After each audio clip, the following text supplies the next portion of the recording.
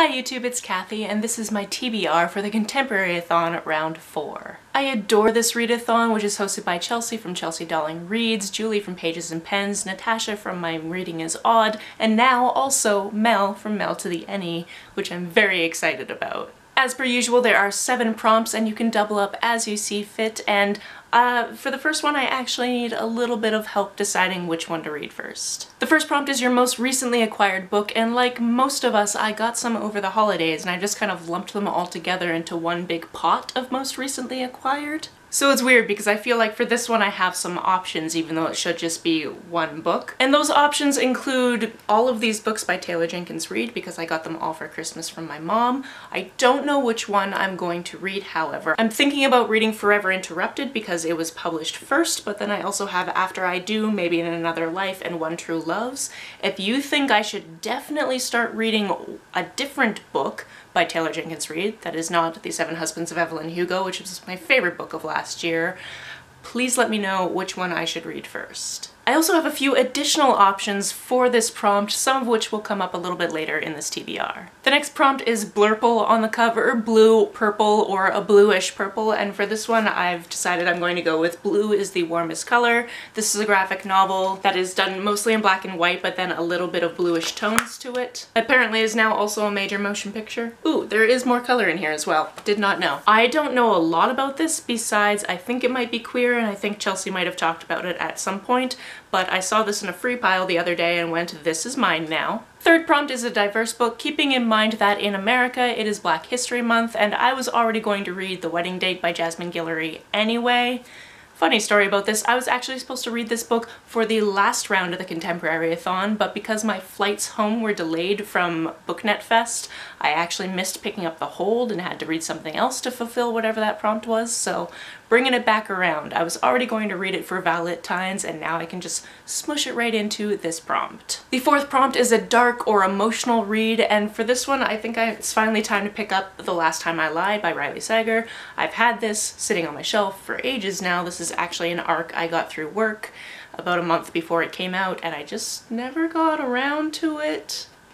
I was also going to get around to it in January because of the Buzzword Readathon, and I just couldn't fit it into my reading, even though it would have fit perfectly with Read Yo! Shells because I already had it. I was just reading other things that week and just couldn't get around to it. All I know is this is going to be a thriller of some persuasion. Literally the first line on the blurb says 2 truths and a lie, and that's all I really need to know. I'm fully aware that sometimes my TBRs are a little bit infuriating because I like to go into my books not knowing all too much, so I'm mostly like, here's a book, it fits the prompt. But you know what?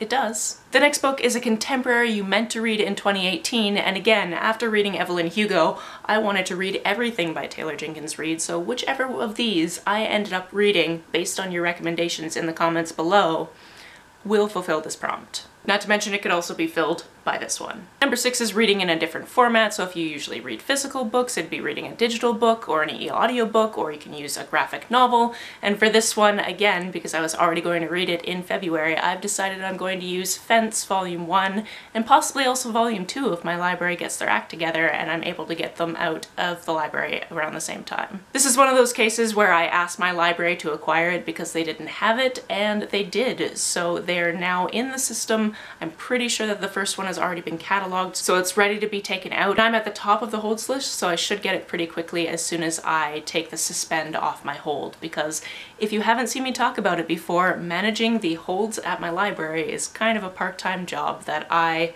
get paid nothing to do but enjoy. And the 7th and final challenge is a book with a picture on the spine. I originally thought I was going to have a lot of challenge trying to figure out a book for this because I usually get all of my books for Contemporary-a-thon from the library and I rigidly figure out exactly how to get them out for the week I need them. But instead I just kind of looked around my apartment and found something that fit the bill. I have a couple of options for this, the first one being a book that could also be under the most recently acquired because I got it around the same time as everything else that I got recently, and that is Graffiti Moon by Kath Crawley. I got this from my friend Brandy because she's very nice and went onto my wish list and sent me a couple of books, and this book was was on my wish list because, as some of you might know, I'm obsessed with Words in Deep Blue by Cath Crawley.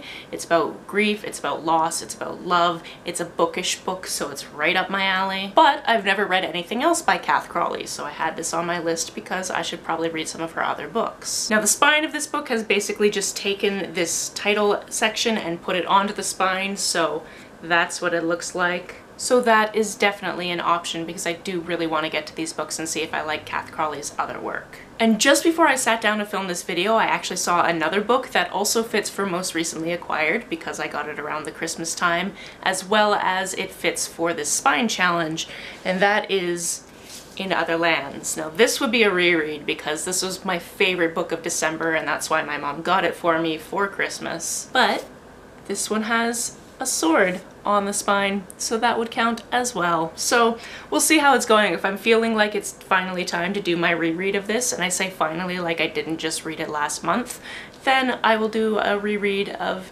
In Other Lands, which I'm really excited to do at some point this year. It's going to be the first book I reread this year, but I just haven't decided when. And there you have it. Those are the books I want to read during Contemporary-a-thon. Are you also taking part in Contemporary-a-thon? Let me know about it down in the comments below. On the way down to the comments, if you hit that subscribe button, that would be very nice of you. You can like and share this as you see fit, and I will see you very soon. Bye!